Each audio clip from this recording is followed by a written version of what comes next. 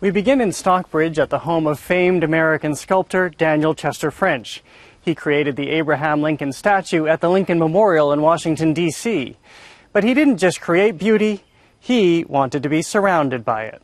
On a hillside in scenic Stockbridge, Massachusetts, you'll find the home of Daniel Chester French, a New England-born artist who carved out a reputation as one of the premier American sculptors of the 19th and 20th centuries. His outsized creations range from the Minuteman statue in Concord to his ultimate masterwork, a seated Abraham Lincoln at the Lincoln Memorial. When you tour his studio, you see these models for all these many sculptures that appeared all over the country. Michael Lynch heads the advisory council at Chesterwood, the home, studio, and gardens where French spent some 30 summers sculpting and soaking up nature. He would come from New York City, escape the hubbub, and just relax, and then work 10 to 12 hours a day. He was a driven artist. French purchased the property in 1896 and redesigned the barn as a studio with the help of Henry Bacon, his longtime friend and artistic collaborator who ultimately became the architect of the Lincoln Memorial.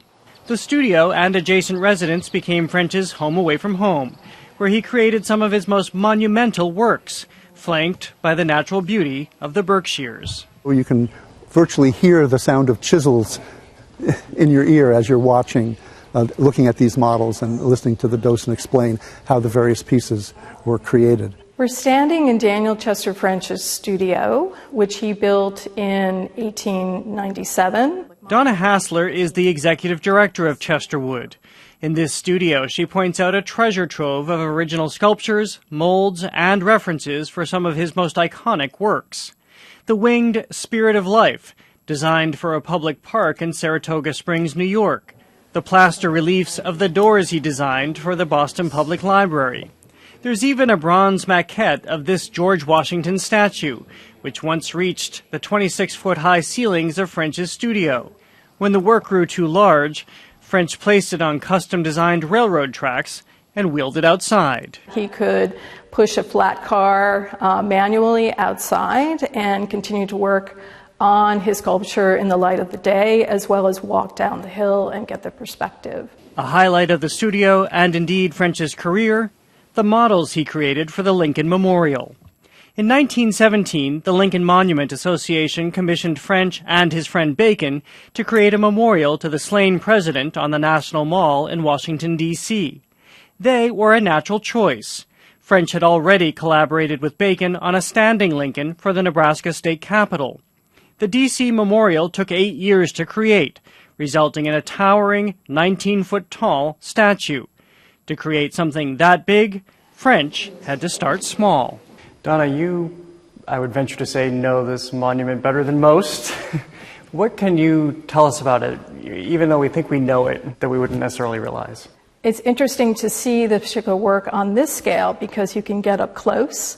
And you also see the tool marks in the plaster. You see a smaller model. He would start small and then continue to expand and enhance the figure. And you see some changes, whereas the leg it's a different stance. The hands are a little bit different. The head is downcast. So he's working his ideas in 3 dimension. When his daily studio work was done, French retired to his home and gardens only a few steps away. This is the French family residence. Most people who walk into this space, they will say, oh, I could live here, which is wonderful. It's very intimate. The family residence is preserved as it was. He, it turns out, was also something of an interior designer. The hallway features hand-painted wallpaper that French chose to bring the natural world inside.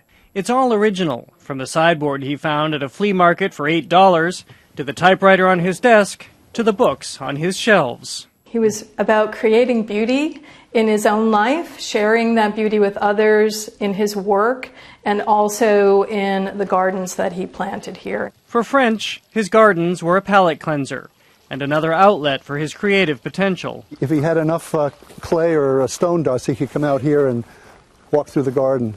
The landscape provided a quiet and serene escape for one of the nation's most prolific sculptors. Today, it gives visitors a chance to experience the art and landscape as French did. To come to a studio where the work was actually created and to see the process. You get a real sense of the immediacy of this is where it actually happened. And where the man made monuments.